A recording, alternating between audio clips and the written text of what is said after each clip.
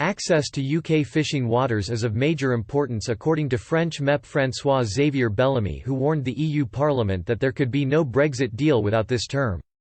EU members have issued demands for continued access to the UK's fishing waters post-Brexit.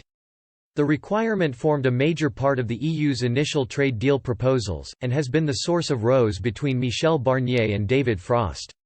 French MEP François-Xavier Bellamy stresses the major social and economic importance of European access at the EU Parliament. He said, "This is such a fundamental principle that Mr. Barnier pushes with such force during negotiations. There can be no agreement with the UK if we do not also have a balanced, sustainable, long-term agreement on fisheries. An agreement whereby we have access to waters and resources reciprocally between the partners.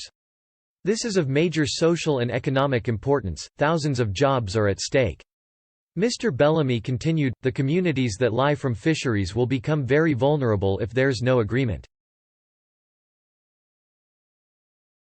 Environmentally, too, this is a challenge.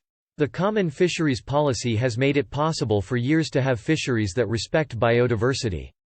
We have to respect those common rules. The MEP added, "It's with that thinking that we continue to support the idea of it carrying on working." UK Chief Negotiator David Frost revealed that the UK's terms for a fishing deal were drawn quite a lot from EU-Norway Fisheries Agreement.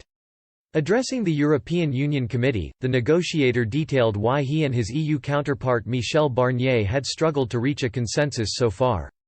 Mr. Frost said, "Michel Barnier has to work within the mandate that's given to him by member states. They, in their wisdom, decided that their opening pitch for this should be as far as possible the same as it is now. So that the common fisheries policy continues just as if we were a member. We find that a bit unusual because in many other areas they tell us nothing can be the same after you've left the EU. Rightly so, it should be different, but fisheries seems to be the one exception to that."